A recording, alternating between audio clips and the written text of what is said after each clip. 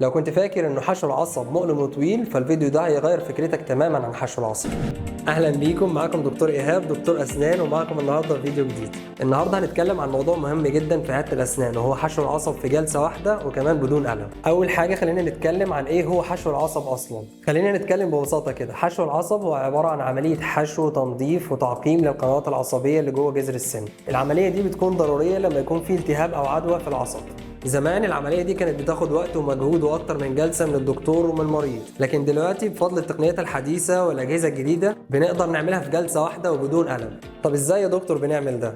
أول حاجة بنستخدم بنج موضعي قوي جدا عشان نضمن إنك أنت ما تحسش بأي حاجة أثناء العملية. بعد كده بنستخدم أدوات دقيقة جدا عشان نزيل أي التهاب وننظف القنوات العصبية من أي عدوى فيها. وأخيرا بنقفل السنة بحشو خاص يمنع أي عدوى مستقبلية. في النهاية عايز أقول لكم إن حشو العصب بقى ممكن في جلسة واحدة بفضل الأجهزة والتقنيات الحديثة. لو عندكم اي استفسارات او عايزين تحجزوا ميعاد ما تترددوش تتواصلوا معانا. شكرا ليكم على المتابعه.